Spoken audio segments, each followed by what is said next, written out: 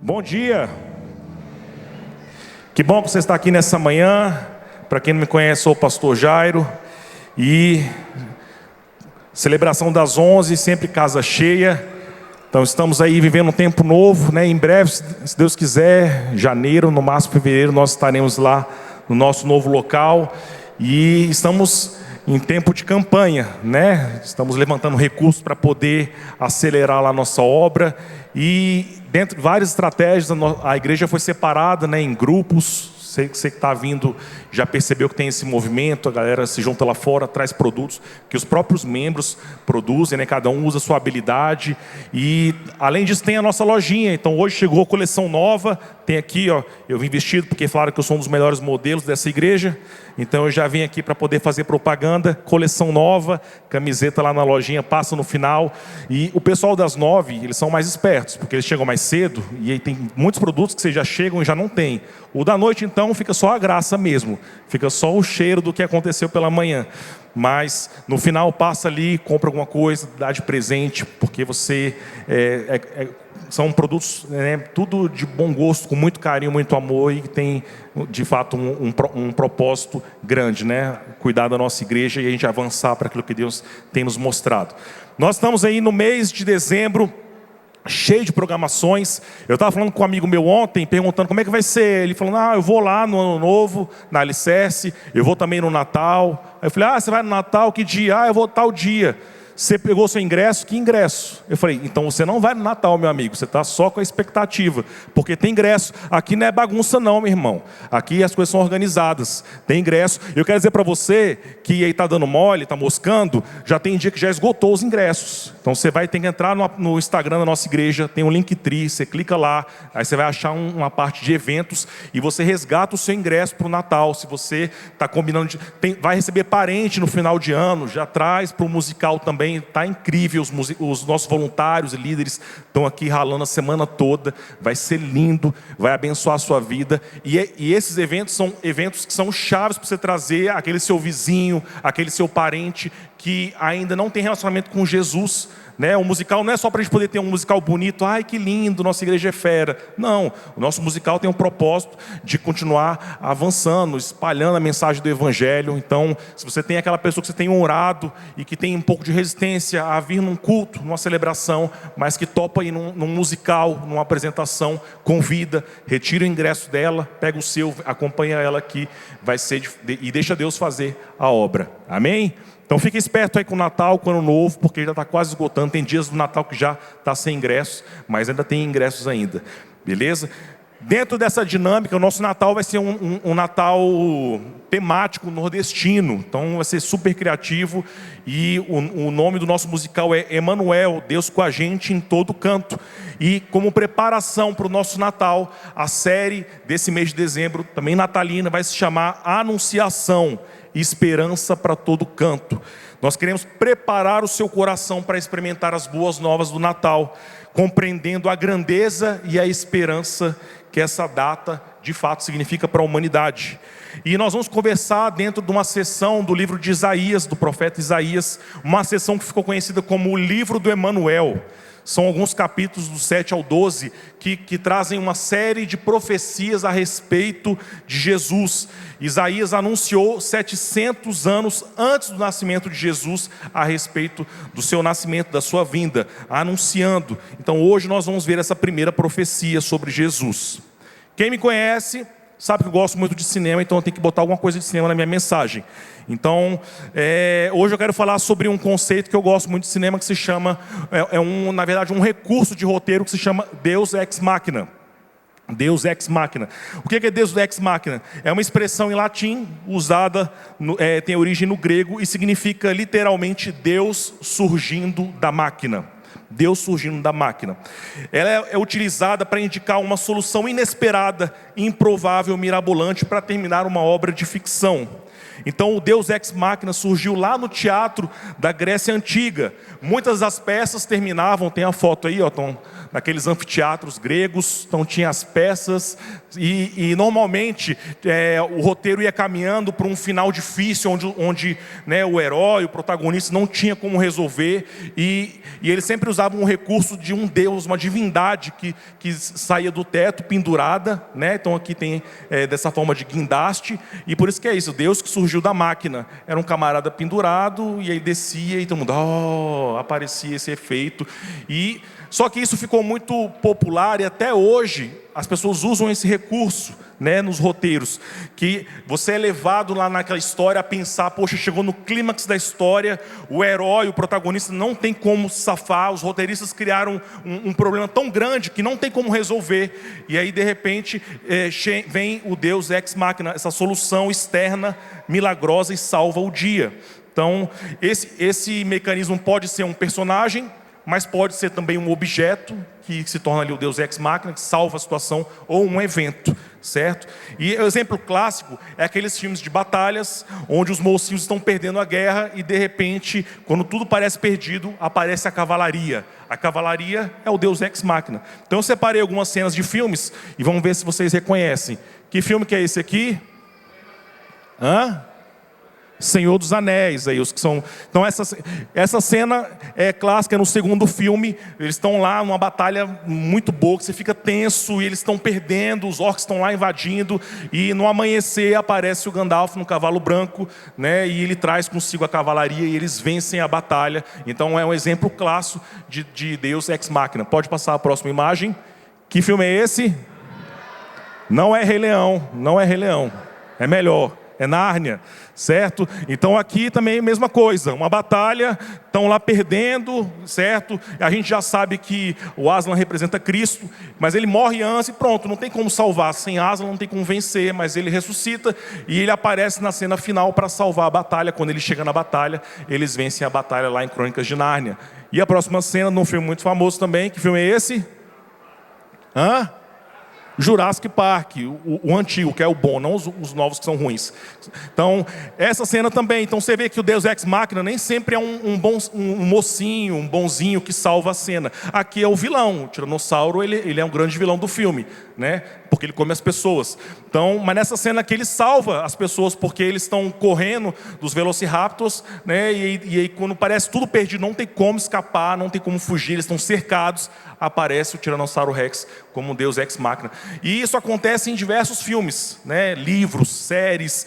Quando é mal feito esse recurso, você fica com a sensação ruim, assim, nossa, que filme ruim. Do nada aconteceu isso, mas assim, o filme não estava caminhando para esse sentido. E assim, então isso é um Deus Ex Machina mal feito, né? Quando é bem feito, ao longo do filme vai criando uma esperança no seu coração de que algo vai acontecer para resolver. Se eles não conseguirem, vai surgir ajuda de algum lugar. E tem tudo a ver com o texto que a gente vai ler hoje sobre a história de Acás. Mas também, muitas vezes, a gente vive com essa expectativa, né? Você acorda todos os dias, você trabalha, você tem seguido a sua vida, e você sabe, do jeito que eu vou chegar só até ali, mas a gente no fundo, às vezes tem a expectativa de que algo vai acontecer, né? Deus vai prover de alguma forma, e a gente tem essa esperança de que vai surgir alguma coisa, um caminho, uma oportunidade, que vai mudar e que vai melhorar a vida. E normalmente a gente pensa isso quando as coisas não estão indo bem. Né? Quando a gente está com um problema, quando a vida está muito difícil, Deus manda uma solução milagrosa externa, né? Manda esse tipo de Deus Ex Machina, um negócio que não é natural, que vai resolver a minha vida. Ou quando eu estou diante de uma decisão definitiva, eu preciso, né, saber se eu entro nesse emprego, se eu entro nesse curso, se eu caso, como eu resolvo a minha vida. Então tem essa expectativa, né? E eu quero trazer para você, sabe qual que é a pergunta mais feita e mais escutada por pastores em atendimento? É pesquisa da minha cabeça, não está em nenhum lugar não, certo? Então, qual que é a pergunta mais feita pelas pessoas para pastores em atendimento? Sabe qual que é a pergunta? Pastor, como eu posso saber a vontade de Deus? Qual é a vontade de Deus para a minha vida? Qual é a vontade de Deus para esse momento que eu estou vivendo? É a pergunta que a gente mais escuta. Como é que eu resolvo? E em diversos momentos as pessoas querem... Tudo que eu peço para Deus é um sinal. Eu queria que Deus pudesse me dar um sinal agora, para poder tomar uma decisão, para escolher um caminho, para resolver essa situação. Tudo que eu queria era um pequeno sinal. E tudo isso tem a ver com a história de Acás. Acás foi um rei, e a gente pode ler a sua história tanto em 2 Reis 16 e 2 Crônicas 28. Acás foi descendente de Davi e filho do rei Jotão. Então vem Davi, vem Salomão, vem outros reis e tem Acás. Ele já não é mais rei de Israel como um todo. Agora são 2 reinos. Tem o reino do norte, que é Israel, tem o reino do sul, que é Judá, e Acás é rei do reino do sul. E diz a palavra de Deus que, diferente de Davi e do seu pai Jotão, ele não fez o que era reto perante o Senhor. Ele começa a reinar em 735 a.C., né? Se lembra que antes de Cristo sempre é decrescente a data, né? Vai diminuindo. Ele reinou por 16 anos, ele começa a reinar aos 20 anos de idade, e durante o seu reinado, Israel e o reino da Síria se aliaram. Então o reino do norte e o reino da Síria se aliaram contra os assírios, que era um império forte, o mais poderoso daquela época, que estava se aproximando e dominando tudo que eles encontravam. Então esses 2 reis, o rei de Israel e o rei da Síria, começam a pressionar Acás para uma decisão. Você precisa se aliar a gente também para enfrentar os assírios, certo? Ou você luta contra os assírios, ou você vai lutar contra a gente. E a opção era essa. Acás inicialmente não aceitou aliança nenhuma. Então Israel e a Síria resolveram atacar Judá. O plano deles era esse: vamos invadir Jerusalém, a gente mata Acás e põe um rei laranja lá, alguém que a gente vai controlar, que vai estar no nosso esquema e vai se aliar contra os assírios. Então vamos acompanhar esse problema todo de Acás agora no livro do profeta Isaías. Isaías capítulo 7, versículos de 1 a 14. Abra aí a sua Bíblia, seu aplicativo, ou acompanhe comigo aqui na tela. Isaías 7, versículo 1 a 14.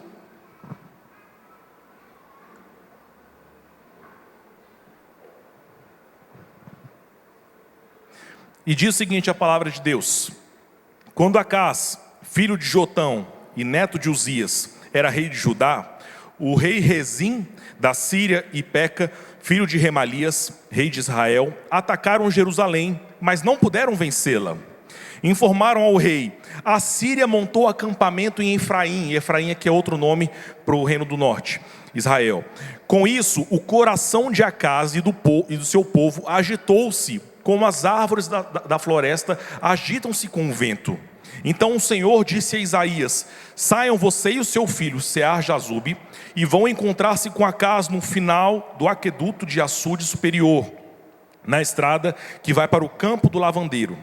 Diga a ele: tenha cuidado, acalme-se e não tenha medo, que o seu coração não se desanime por causa do furor destes restos de lenha fumegantes, Rezim, a Síria e o filho de Remalias.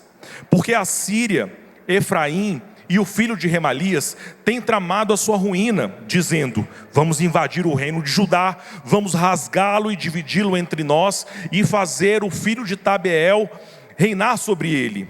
Assim diz o soberano Senhor: não será assim, isso não acontecerá. Pois a cabeça da Síria é Damasco, e a cabeça de Damasco é Rezim.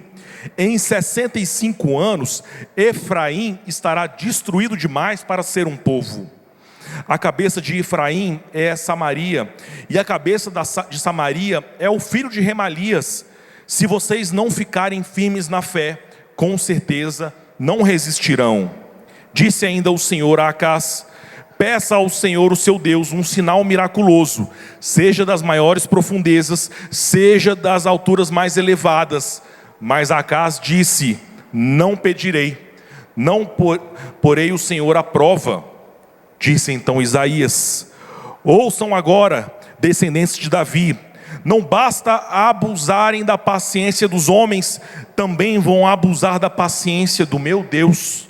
Por isso o Senhor mesmo lhes dará um sinal: a virgem ficará grávida e dará à luz um filho, e o chamará Emanuel.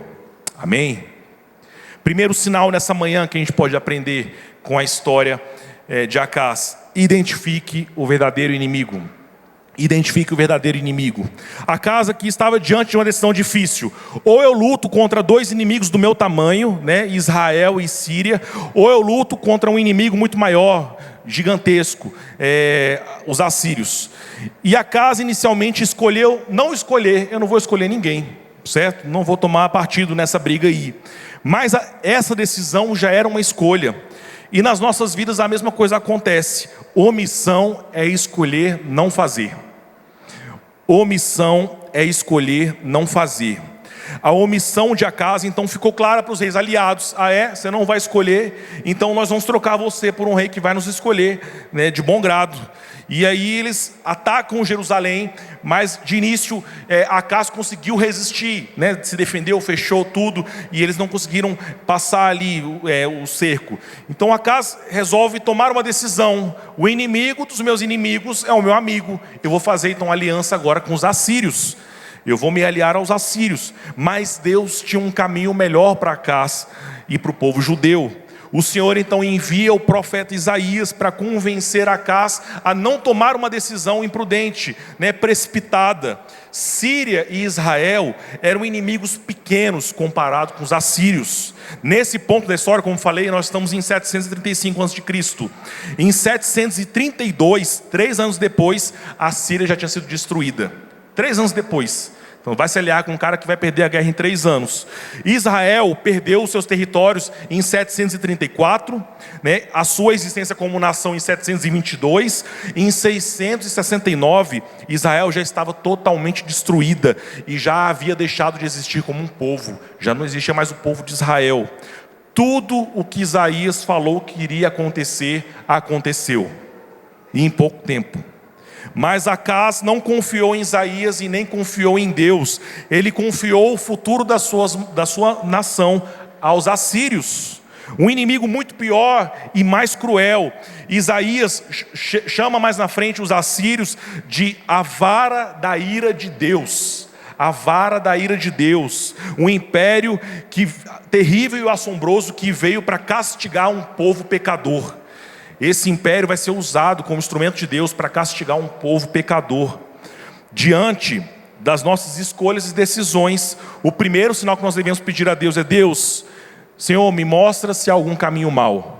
Senhor, me mostra se existe algum caminho mau. Muitas vezes nós estamos lutando batalhas erradas, porque nós não compreendemos quem são os nossos inimigos. A gente escolhe inimigos errados, a gente entra na batalha, a gente pede recursos que não temos, né? E pede socorro para Deus. Deus, me socorre, você não está vendo a minha situação, Deus, me ajuda aqui, Deus, olha essa batalha, eu vou perder. E isso muitas vezes tem impacto em todas as áreas da nossa vida. Impacta a sua saúde, impacta a sua família, o seu casamento, a sua profissão, a sua vida espiritual. E a gente está pedindo para Deus estratégias, e Deus está sinalizando: ei, você está contra o inimigo errado, o caminho errado, sai daí, você não tinha nem que estar metido nessa confusão, certo? Essa não é a batalha que eu tenho para você. Você está perdendo tempo, energia, saúde, muitas vezes. E é muito mais fácil a gente olhar para o inimigo, botar a culpa dos problemas da nossa vida sempre externo. A culpa é o Estado, a culpa é onde eu estou, a culpa são os meus pais, a culpa é o meu trabalho, a culpa... Então é muito fácil delegar a culpa, assim, o problema da minha vida está ruim, o inimigo, né, é alguém externo. Mas muitas vezes o inimigo está dentro de você. Muitas vezes o verdadeiro inimigo habita em você. Pode ser o seu coração duro, pode ser o seu orgulho, a sua vaidade, podem ser os projetos e sonhos pessoais que se tornaram ídolo no seu coração, projetos que estão no seu coração há muito tempo, né, crescendo, desenvolvendo. Não é isso, eu estou obstinado, essa é minha vida, esse é meu projeto, esse é meu sonho. E é um projeto que está no seu coração, que tomou lugar no seu coração, mas nunca nasceu de Deus, nunca foi de Deus para você. E você está lá batalhando, se machucando e se perdendo nessa batalha. E aí transforma a sua vida ou esse projeto como um ídolo. E todo ídolo é inimigo de Deus. Por isso que o primeiro sinal é: identifique o verdadeiro inimigo. Amém? Vocês estão comigo? Segundo sinal nessa manhã: acalme-se e não desanime. Acalme-se e não desanime. Quando a Síria acampou em Efraim, ou seja, eles fizeram acampamento no reino do norte, estavam bem mais perto agora, né, de Judá. O texto nos conta que, lá no versículo 2, a Síria montou acampamento em Efraim.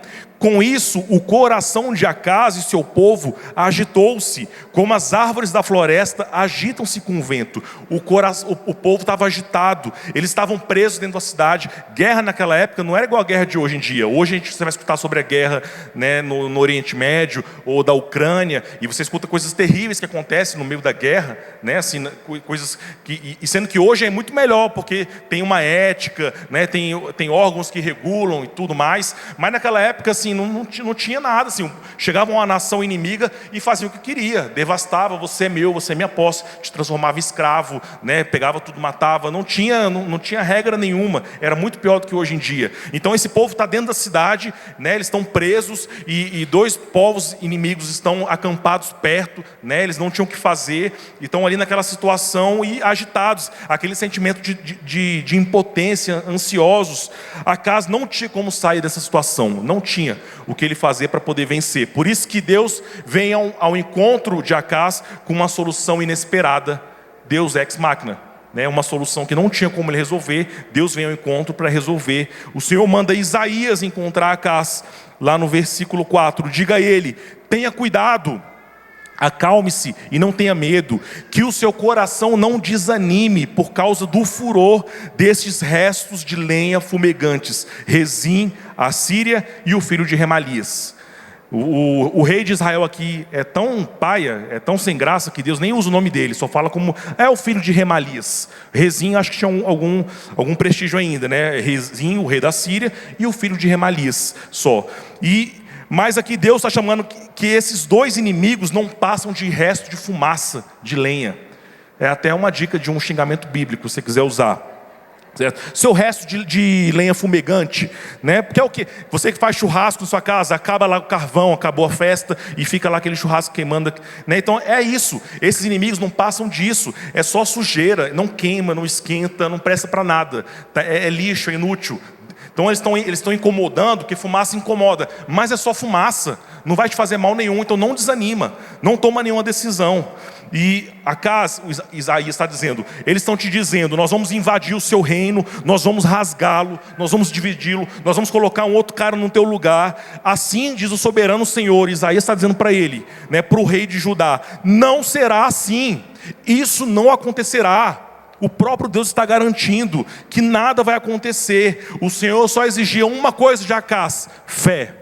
Eu quero que você tenha fé.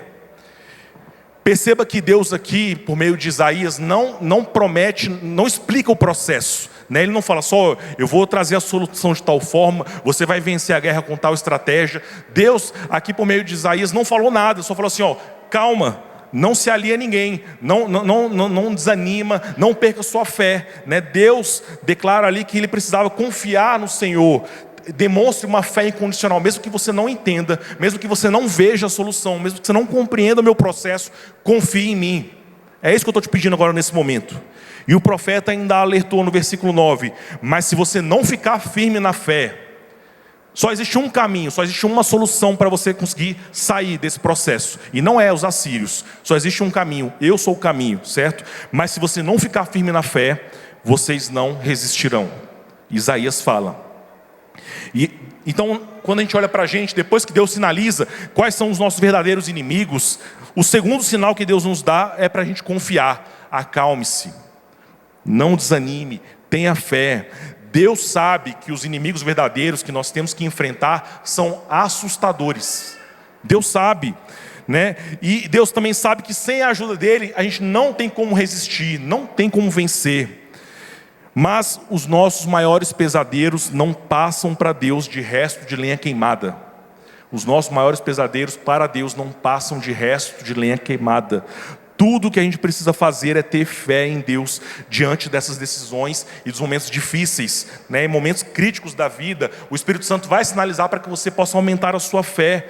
Na vida a gente passa por estações difíceis, né? Em cada estação, na infância, adolescência, juventude, vida adulta, tem momentos que você fala assim, cara, cheguei num estágio que eu não sei o que fazer, e às vezes dá um desespero, dá um medo, né? Eu não sei como salvar o meu casamento, eu não sei como trazer os meus filhos para o caminho do Senhor, eu não sei como resolver a parte da provisão financeira, eu não sei. Eu manobrei a vida toda num sentido e deu errado. Eu apostei todas as minhas fichas, né, num projeto e se perdeu. Eu não sei o que fazer, eu não sei como resolver. Muitas vezes a gente chega em momentos da nossa vida que a gente chega nesse momento de desespero. Eu não sei o que fazer, Deus. Eu não sei o que fazer. Por isso que nesses momentos cruciais a gente tem que elevar os nossos olhos a Ele e confiar nos sinais que nos trazem a paz. Deus não coloca no seu caminho desafio que você não possa suportar. Deus não coloca no seu caminho um desafio que você não pode suportar. O apóstolo Paulo, quando escreve aos Coríntios, ele diz o seguinte lá na sua primeira carta, capítulo 10, versículo 13: não sobreveio a vocês tentação que não fosse comum aos homens, e Deus é fiel. Olha só, Deus é fiel. Ele não permitirá que vocês sejam tentados além do que vocês podem suportar.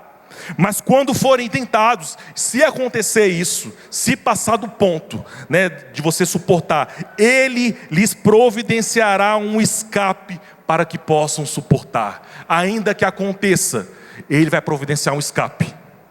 Quando nós somos tentados pelo nosso verdadeiro inimigo, Deus providencia para nós um escape chamado Jesus Cristo. E é somente por Ele que nós suportamos. Quantas vezes eu li essa passagem aqui de Paulo e imediatamente eu senti paz. Eu estava num momento crucial da minha vida e eu senti a paz. Deus, não estou suportando, porque era como se o próprio Deus me visitasse e me lembrasse: filho, essa dificuldade que você está agora vivendo está dentro daquilo que você suporta. Às vezes você olha para a vida de uma pessoa passando por um problema: meu Deus, eu não suportaria. Talvez você não suportaria, por isso que não acontece com você. Mas o que acontece com você, Deus sabe, Deus compreende e está dentro daquilo que você suporta, certo? E quando ficar mais difícil, o Deus fala para você: eu mesmo vou providenciar o seu descanso. Quando passar do ponto, eu sou o seu descanso, eu vou providenciar para você um escape. Por isso, acalme-se e não desanime. Mas infelizmente Acaz não confiou em Deus. Ele foi pedir auxílio para o rei da Assíria, né? Ele imaginou o inimigo, né? O inimigo dos meus inimigos é meu amigo, então eu vou fazer aliança com a Síria. É o time que está ganhando agora, eu vou apostar neles. Porém essa aliança custou caro. Os assírios, no reinado do filho de Acaz, Ezequias, devastaram Judá inteira, acabaram com tudo. Eles não prometeram, não honraram a aliança, deixaram somente Jerusalém em pé, porque Deus impediu, porque senão até eles tinham destruído a cidade. Então, diante dos gigantes que se levantam contra nós, nós seremos tentados a pegar atalhos. Quando aparecem esses gigantes, esses caminhos difíceis, quando a situação está feia dentro de casa, né? Quando você está num momento crucial da sua vida, a vontade é de pegar um atalho, de eu vou fazer isso porque eu preciso resolver, eu preciso trazer uma solução.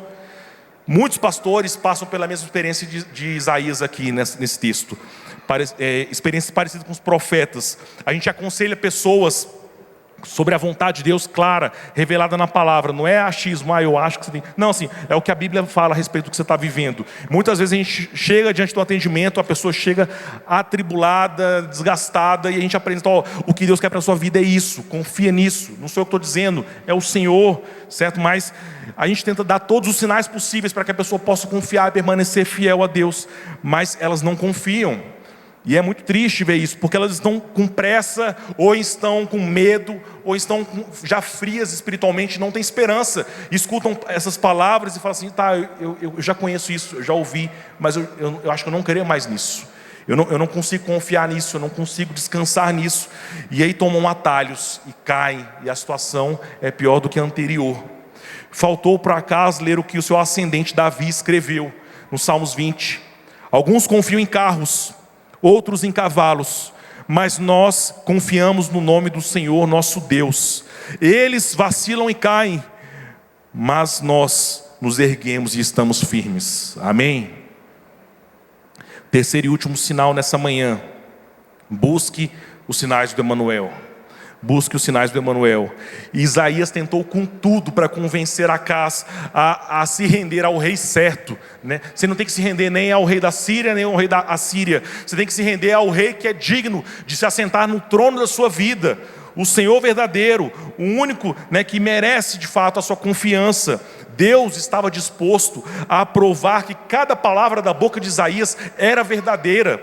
Olha só no versículo aqui 10. Disse ainda o Senhor a Acaz: peça ao Senhor, ao seu Deus, um sinal miraculoso, seja das maiores profundezas, seja das alturas mais elevadas. Sinal nessa época era o que muitas vezes autenticava a mensagem profética relativa ao futuro ou à vontade de Deus. Então vinha um profeta e falava a respeito de algo que tinha que acontecer, as pessoas não davam bola, e aí vinha um sinal, e alguns, mesmo com um sinal, ainda não acreditavam, né? Quantos sinais Jesus fez, e muitos ainda nem acreditaram nele. Então Acaz estava aqui com o futuro inteiro da sua nação nas suas mãos, 2 inimigos acampados lá de fora, um inimigo mais poderoso vindo de longe, e ele pensa: eu não posso tomar decisões baseadas em emoção, numa palavra de um profeta. Então o Senhor, conhecendo a incredulidade do coração dele, diz: peça um sinal miraculoso, peça qualquer coisa mais maluca, mais impossível, certo? Para você saber que sou eu que estou falando, sou eu que estou prometendo, sou eu que estou garantindo. Peça qualquer coisa. Deus se propôs fazer qualquer tipo de sinal para que ele pudesse confiar, mas Acaz disse: não pedirei, não porei o Senhor à prova. E aí você olha assim: poxa, parece algo certo de se falar, porque Acaz respondeu para Isaías a mesma coisa que Jesus, 760 anos depois, respondeu para o diabo no deserto. Usou o mesmo texto bíblico, né? Deuteronômio 6,16. Não ponham à prova o Senhor, o seu Deus. Então parece que Acaz respondeu uma resposta bonita, certo? Errado. Isaías ficou indignado, porque ele sabia que Acaz estava fingindo uma piedade, uma humildade que ele não era. E quando você vai olhar para a vida de Acaz, nesse momento e depois, é um cara que não tinha nada com Deus, era um cara totalmente promíscuo e idólatra, e rapidamente ele já começou, já se apropriou dos deuses dos assírios. Ele chega até mesmo a sacrificar um filho por uma divindade dos assírios. Assim, é um cara, então essa palavra dele não tinha nada a ver com piedade, né? Não, eu não quero pedir um sinal para Deus. Ele não queria, na verdade, era que a sua culpa ainda fosse maior, porque se ele pedisse um sinal, né, pedisse a coisa mais louca e acontecesse, ele teria ainda mais um motivo de culpa para não obedecer a Deus. Acaz já tinha decidido no seu coração a se aliar com o rei da Síria. Ele considerava que essa parceria seria a verdadeira fonte de salvação. Eu escolhi a Síria. E Isaías ficou furioso com essa decisão. Disse então Isaías: ouçam agora, descendentes de Davi, não basta abusarem da paciência dos homens, também vão abusar da paciência do meu Deus. Acaz não quis um sinal, então Deus escolheu o sinal para ele. Você não quer um sinal? Eu vou te dar um sinal. E o sinal é no versículo 14: por isso o Senhor mesmo lhes dará um sinal, a virgem ficará grávida e dará à luz a um filho, e se chamará Emanuel. Emanuel, o menino sinal. Aqui o profeta Isaías começa então suas primeiras profecias a respeito de Jesus. Deus já sabia que Acaz rejeitaria o sinal de Emanuel, por isso que ele diz: esse rei atual, né, e a sua liderança não vai ter parte com a glória e com as bênçãos do cumprimento desse sinal. Enquanto o rei buscava uma parceria de alguém que pudesse lhe trazer exército, armamento, poder, eu quero me aliar com alguém que possa me dar um exército. Deus oferece para ele um menino, um bebê. Você quer um exército? Eu te dou um bebê. E é suficiente para você, é mais que suficiente. Uma criança que vai simbolizar o amor e o compromisso de Deus com o seu povo e com a sua criação. O profeta Isaías pregou para o rei Acaz esperança e fé no Emanuel, Deus conosco. E da mesma forma nas nossas vidas. Você quer saber qual caminho tomar? Você quer saber o que fazer com a sua vida, com a sua família, nas suas decisões? Pega o caminho que aponta para o Emanuel. Pega o caminho que aponta para o Emanuel. Isso serve nessa época do Natal e em todos os dias do seu ano, da sua vida. O sinal do Emanuel representa que nós somos resgatados e adotados por um Deus que nos ama. Um Deus que vem ao nosso encontro e não nos deixa sucumbir diante dos desafios desse mundo e da vida, mas é um Deus que nos acolhe, nos ama e nos dá o escape, a provisão. E eu penso, olhando assim, toda vez que a gente vê a história de alguém que errou na Bíblia, ou a gente escuta algum conhecido que pecou, que vacilou, a nossa tendência de fora é nos colocar numa situação de superioridade. Eu não faria como ele, eu não agiria dessa forma, eu não responderia assim, certo? Essa é a nossa tendência, mas a verdade é que todos os dias nós estamos escrevendo a história das nossas vidas. E diversas vezes nós tomamos decisões sem consultar ao Senhor, ou sem incluir Deus no nosso processo, né? Nesse caminho. Deus, o que o Senhor quer para mim? Como que o Senhor quer fazer na minha vida? Qual o caminho que eu tenho que pegar? Como eu resolvo esse problema? Esse problema está insustentável, Deus. Apareceu essa solução, vem do Senhor, porque se não for do Senhor, eu prefiro continuar sem solução. E muitas vezes a gente se coloca acima de Acas, mas Acas aqui estava sendo apresentado pela primeira vez ao menino, ao Emanuel, sendo que nós somos privilegiados porque esse menino já nasceu, cresceu e cumpriu cada uma das profecias feitas sobre ele. Pastor John Piper diz a respeito de Jesus, do Emanuel: quando Jesus veio como Emanuel, ele mostrou que Deus não é um espectador distante, mas um Salvador próximo, disposto a sofrer conosco e por nós. É um Deus que se interessa por nós, é um Deus que vem ao nosso encontro. Viver por Deus é sinalizar o Emanuel. A sua vida precisa sinalizar o Emanuel. A sua vida precisa apontar para Cristo. O que você fala, o que você pensa, as suas decisões, as suas vitórias, os seus fracassos precisam apontar para Cristo. Amém, igreja? E eu quero concluir lembrando uma história que acontece muito tempo depois que Jesus veio, morreu, ressuscitou e deixou seus discípulos. E esses discípulos, apropriados pelo Espírito Santo e por a missão de Cristo, começam a fazer sinais, né? O sinal era do Emanuel, mas agora eles estão realizando sinais para que o nome de Jesus pudesse ser conhecido. E um desses sinais foi curar um cego. Só que os religiosos da época não gostaram. Pegaram eles, prenderam, bateram e falaram: vocês vão sair daqui, mas vocês não vão falar para ninguém a respeito de Jesus. E eles são liberados tarde da noite, e eles chegam em casa onde já tinha ali uma igreja, um projeto de igreja reunido numa casa, né, esperando para poder receber Pedro e João. E eles chegam nessa casa, todo mundo fica feliz, e a primeira coisa que eles fazem, eles oram a Deus. E olha só, e eles fizeram uma oração que agradou a Deus. Olha a oração que eles fizeram: agora, Senhor, considera a ameaça deles e capacita os teus servos para anunciarem a tua palavra corajosamente. Estende a tua mão para curar e realizar sinais e maravilhas por meio do nome do teu santo servo Jesus. Depois de orarem, olha o que aconteceu: tremeu o lugar que estavam reunidos. Todos ficaram cheios do Espírito Santo e anunciavam corajosamente a palavra de Deus. Eles não pediram, muitas vezes a gente pede a Deus sinais para resolver questões nossas. E eu não estou dizendo que você não pode pedir nada para Deus, mas aqui eles não estão pedindo sinais, maravilhas, milagres para benefício próprio. Deus, a gente quer sinais para que outros possam te conhecer, para que quando a gente falar sobre Jesus e o poder que tem nesse nome, coisas aconteçam na vida dessas pessoas e elas se rendam ao Senhor como um dia nós também nos rendemos. É isso que eles estão pedindo. E essa oração agradou tanto a Deus que o lugar tremeu. E aí tremeu, e Deus está conosco. A gente pode seguir, a gente pode confiar. A gente está no caminho certo.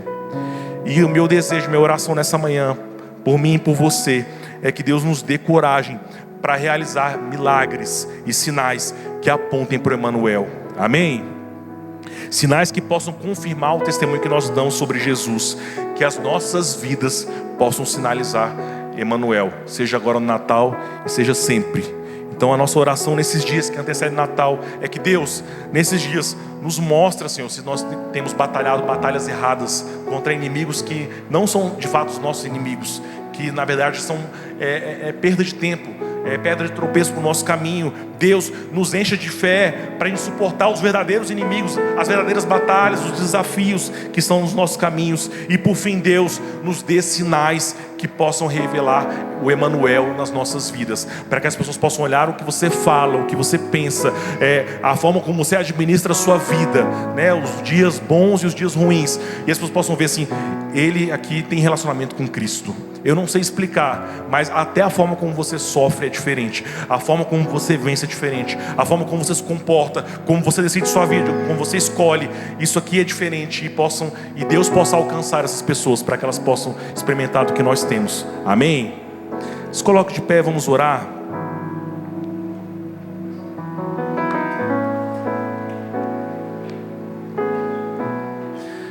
Apresenta a sua vida a Deus mais uma vez. Diante do que nós lemos, conversamos, é sobre você, é sobre a sua igreja, é sobre a sua família. Deus amado, nós agradecemos, Pai, porque o Senhor tem cuidado de nós. O Senhor é um Deus presente, é um Deus que nos visita. Se hoje nós podemos te amar, é porque o Senhor nos amou primeiro, Deus. Mas, Pai, muitas vezes nessa vida, a gente, Pai, por conta dos desafios, nós nos assustamos, nós pegamos atalhos, nós nos perdemos, entramos em batalhas desnecessárias, a gente se desgasta, ó Deus, e diminui a nossa fé nesse processo. E eu quero te pedir nessa manhã que o Senhor possa dar esses sinais para que possamos, Deus, avançar contigo, Deus. Que o Senhor possa nos livrar de caminhos ruins que temos trilhados, seja no nosso coração, sejam caminhos externos. Que o Senhor possa nos mostrar aquilo que tem de fato nos segurado e atrapalhado a nossa jornada de fé, discipular. Deus, nós queremos clamar para que o Senhor possa nos encher de esperança. Natal é uma data que fala sobre esperança, e essa esperança se cumpriu com a vinda de Cristo, com o seu nascimento, o seu crescimento, o seu ministério, a sua morte, a sua ressurreição. Tudo aponta para a esperança, e essa esperança está presente nas nossas vidas hoje, Deus.